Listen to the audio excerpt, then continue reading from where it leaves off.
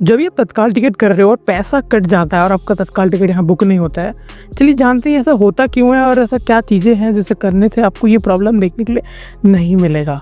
Exactly अगर ये problem आपके साथ होता है तो ये देखिए यहाँ पर रिफंड आपको देखने के लिए मिल जाएगा 5 वर्किंग डेज़ में। पर आते हैं, सबसे पहले टाइम हो चुका है, मैं एकदम लाइव बैठा हूँ। तो यहाँ पर 9:59 हो रहा है, मतलब मुझे एसी का बुक करना है, इसके लिए मैं बैठा हूँ।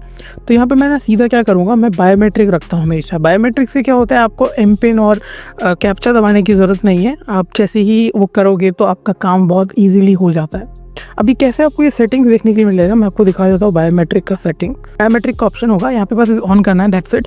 तो यहाँ पे मैं ना सर्च कर लेता हूँ, जैसे मुझे यहाँ पे SCC से न्यू दिल्ली जाना है और यहाँ पे मैंने तेलंगाना एक्सप्रेस का मैंने कर लिया। अब यहीं पे बहुत ज़्यादा टाइम लग जाता है। अब देखिए समझना यहाँ पे बहुत ज़रूरी है, जब भी हम करते हैं तो यहाँ पे एक मास्टर लिस्ट होता है। तो यूजुअली अभी 3AC और 2AC के साइड में मास्टर लिस्ट आपको देखने के लिए मिल रहा है, बट जब आप स्लीपर में करोगे तो मास्टर लिस्ट आपको देखने के लिए नहीं मिलेगी। मास्टर लिस्ट अगर स्लीपर के टाइम पे लोड नहीं होता है और जब भी आपको बुक करना होता है ना, तो उससे एक दिन पहले ही मास्टर लिस्ट में अपने पैसेंजर को जो है ऐड करना, नहीं तो लोडिंग का इशू ज़्यादा जल्दी देखने के लिए मिलता है। अब आपको नीचे देखने के लिए मिलता है book only if confirm berth are allotted. अगर इस पर आप टिक करते हो तो अगर आप बाई चांस जब पेमेंट ऑप्शन देने के बाद अगर आपके नाम पे सीट नहीं मिलता है तो ऑटोमेटिकली जो है पैसा कट जाता है, बट रिफंड आपको देखने के लिए मिलता है। सेम केस में भी क्या होता है, कभी कभी दो चीज़ जो होते हैं, एक होता है क्या होता है कि बुकिंग ट्रांजैक्शन बुकिंग टिकट में बहुत अच्छा घूमेगा, बट यहाँ पे दो चीज़ समझना बहुत ज़रूरी है। जैसे कि मैंने बताया, अगर आप पे टिक कर लेते हो, टिक करने के बाद अगर आपके नाम पे टिकट अलॉट नहीं होता है तो आपको रिफंड देखने के लिए मिल जाएगा 5 वर्किंग डेज में। वहीं पर अगर आपने डेबिट कार्ड या नेट बैंकिंग किया होगा तो आपको 10 दिन लग जाएगा। तो पेमेंट के बाद अगर आपके इनके पास सीट नहीं होगा, सिस्टम ऑटोमेटिकली आपका ट्रांजेक्शन जो है डिक्लाइन कर देगा और वो एक फेल ट्रांजेक्शन में आ जाता है। तो फेल ट्रांजेक्शन वाले कैटेगरी यानी अकाउंट में जाके फेल ट्रांजेक्शन में आपको पे देखने के लिए मिल जाता है। 5 वर्किंग डेज में आपको ऑटोमेटिकली इसमें रिफंड देखने के लिए मिल जाएगा, टेंशन लेने की जरूरत नहीं है। ये होगा पहला केस। दूसरा केस है यार, सब कुछ सही चल रहा है, आपने उस पर टिक भी नहीं किया है, नॉर्मली आप पूरा पैसेंजर ऐड कर रहे हो, पेमेंट कर रहे हो, फोन पे UPI जो भी कर रहे हो, डेबिट कार्ड नेट बैंक जो भी कर रहे हो, और जैसे आप पेमेंट करने जा रहे हो, पेमेंट आपका हो गया है और सडनली आपको एक एरर मिल जाता है JP001 या JP006 या 46 कुछ एरर देने के लिए मिल जाता है। तो ये ट्रांजेक्शन एरर होता है। अगर आपने UPI का इस्तेमाल किया है तो आपको 5 वर्किंग डेज में आपको रिफंड मिल जाता है, टेंशन लेने की बिल्कुल भी जरूरत नहीं। ये एक ऑटोमेटिक प्रोसेस होता है। बैंक भी इंपॉर्टेंट रोल प्ले करता है आपके रिफंड के लिए। फिर भी अगर देखा जाए तो नॉर्मली जो रूल्स कहते हैं, UPI केस में 5 वर्किंग डेज और आपके डेबिट कार्ड में 7 to 10 डेज, नेट बैंकिंग है तो 12 दिन लग जाएगा, क्रेडिट कार्ड है तो भी 12 दिन लग जाता है। इसके अंदर ही आपको अकाउंट में देखने के लिए मिल जाता है। बट इन केस आपको रिफंड देखने के लिए नहीं मिला तो आप क्या कर सकते हो, आपकी स्क्रीन पर एक पॉपअप आ रहा होगा जिसके अंदर में आपको ईमेल ID में क्या लिखना है, कौन से किसको ईमेल करना है, आपको सारा डिटेल मैंने स्क्रीन पर दे दिया है। आप इन्हें इस तरीके से मेल कर सकते हो। अगर आपका रजिस्टर्ड ईमेल ID है तो वो ज़्यादा इंपॉर्टेंट रहेगा, नहीं भी है टेंशन लेने की ज़रूरत नहीं है, आप किसी भी ईमेल ID से आप मेल कर सकते हो। याद रखिएगा जब मेल करते वक्त अपना ट्रांजैक्शन ID प्लीज़ उसमें ID का स्क्रीनशॉट जो है अटैच कर देना।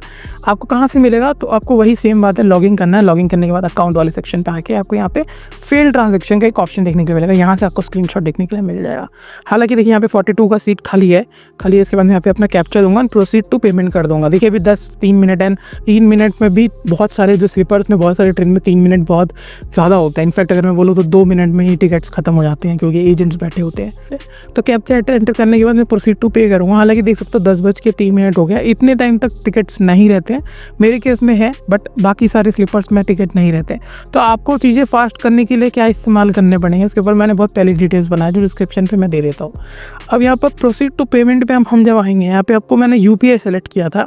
याद कीजिएगा पहले मैं आपसे पूछ लेता UPI डेबिट कार्ड, तो मैं UPI ही सजेस्ट करता हूँ, क्योंकि देखिए डेबिट कार्ड में नंबर और OTP ये लंबा प्रोसीजर होगा, इतना जितना आप स्टेप्स इन्वॉल्व करोगे आपका टाइम उतना ज़्यादा कंज्यूम होगा। अभी देखिए यहाँ पे क्या है ना, फ़ोन ये जितने भी ऊपर दिख रहे हैं, जो एयर पे, ईजी बस पे, रेजर पे, फ़ोन पे, ये सारे क्या हैं, ये पेमेंट मर्चेंट है, यानी कि इनके माध्यम से आप पेमेंट कर सकते हो। अब इसमें मैक्सिमम लोग फ़ोन पे यूज़र करेंगे या रेजर पे यूज़ करेंगे, पर आप जो प्लेटफॉर्म यूज़ करते हो, जैसे आप फ़ोन पे यूज़ कर रहे हो, कोई भी एप्लीकेशन यूज़ कर रहे हो, तो मैं आपको हमेशा रिकमेंड करूँगा कि आप जिस एक फ़ोन में, अगर आपके पास 2 फ़ोन नहीं है तो, अगर आपके पास 2 फ़ोन है तो अपना ये IRCTC का एक अलग ऐप में रखिएगा, यानी अलग फ़ोन में रखिएगा, और जिससे आपको पेमेंट करना है वो अलग रखिएगा। अब मैं ये क्यों कह रहा हूँ, यहाँ पर छोटा सा चीज़ है, क्योंकि मैं जिस तरीके से टिकट निकालता हूँ हमेशा ये मेरे लिए काम करता है। ज़रूरी नहीं कि आपके लिए भी सेम ही चीज़ काम करे। जैसे कि मैं हमेशा क्या ना, मेरा पेटीएम ही मेन होता है, तो मैं जैसे पेटीएम पे क्लिक करने के बाद यहाँ पे मुझसे ऐप पूछता है, जैसे क्रेड है, ICICI जिसे मुझे करना है, जैसे फ़ोन पे, इस पर क्लिक करूँगा, ऐप टू रीडायरेक्ट होगा, एंटर करूँगा, दैट्स इट, ईजी लग रहा है, बट इस केस में बहुत टाइम लग जाता है। तो मैं सबसे बेस्ट क्या करता हूँ, नीचे हमें मिलता है UPI ID एंटर करने का। अब मैं यूजुअली हमेशा क्या करता हूँ, UPI ID जो है वो कॉपी करके रखता हूँ एंड वैसे ही मैं वहाँ पे पेस्ट कर देता हूँ। जैसे ही मैं तो उस पर आएगा तो ऑटोमेटिकली पेस्ट आ जाता है। अगर यहाँ नहीं भी आया ना तो क्लिपबोर्ड में आपको देखने के लिए मिल जाएगा। जैसे मैं यहाँ पे पेस्ट कर देता हूँ एंड ऑटोमेटिकली ये होगा 5 मिनट का टाइम होगा।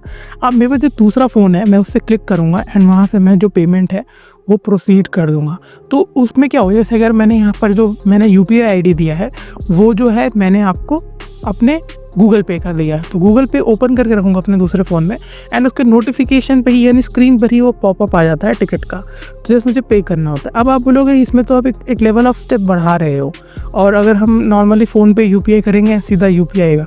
अब होता क्या है देखिए, डिपेंड करता है। मैं हमेशा आपको रिकमेंड करूँगा वही प्लेटफॉर्म यूज़ कीजिए जो आप ज़्यादातर यूज़ करते हो। फॉर एग्जांपल अगर आप फ़ोन पे ज़्यादा यूज़ करते हो, काफ़ी लोग क्रेड यूज़ करते हैं, गूगल पे यूज़ करते हैं, इसको यूज़ करते हो वही उसे प्रेफरेंस कीजिए, क्योंकि आपका फ़ोन उसी को ज़्यादा देगा परफॉर्मेंस करने के लिए, तो वो जल्दी ही आपका काम बन जाता है।